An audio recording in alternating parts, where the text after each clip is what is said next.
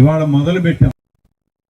ఏలూరు జిల్లా చింతలపూడి నియోజకవర్గం లింగపాలెం మండలం కలరాయనగూడెంలో సర్పంచ్ చల్లకుళ్ల రవిబాబు పదవీకాల ముగింపు సందర్భంగా ఘన సన్మాన సభ నిర్వహించారు.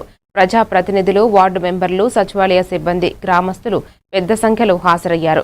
సర్పంచ్ రవిబాబు తన పదవీకాలంలో చేసిన అభివృద్ధి కార్యక్రమాలు, సీసీ రోడ్ల నిర్మాణం, తాగునీటి సౌకర్యాల మెరుగుదల, వీధి దీపాలు, పారిశుద్ధ్య పనులు వివరిస్తూ గ్రామస్తులు ప్రతి ఒక్కరికి ధన్యవాదాలు తెలిపారు. గ్రామ ప్రజలు ఆయన సేవలను కొనియాడుతూ భవిష్యత్తులో కూడా గ్రామ అభివృద్ధికి సహకరించనున్నారని ఆకాంక్షించారు.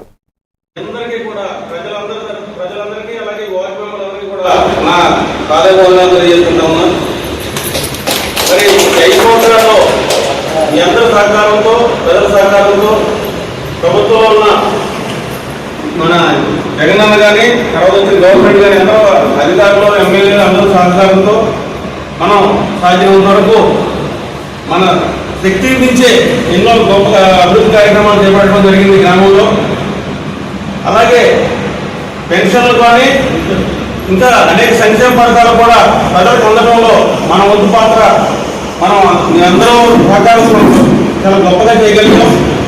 గత 5 సంవత్సరాల్లో సుమారుగా సంక్షేమ పథకాలు కానీ ఈ ఎన్ఆర్జీఎస్ పథకం కానీ అన్ని సుమారుగా మన గ్రామానికి 25 కోట్ల రూపాయలు ప్రజల అకౌంట్లో వచ్చే విధంగా మనం చేయగలిగాం.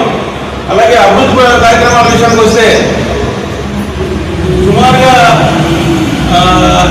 ఒక 70 లక్షల రూపాయలు డ్రైనేజ్ వర్క్ చేసాం, డ్రైన్స్. అలాగే 60 లక్షల రూపాయలు సిమెంట్ రోడ్లు వేసాం.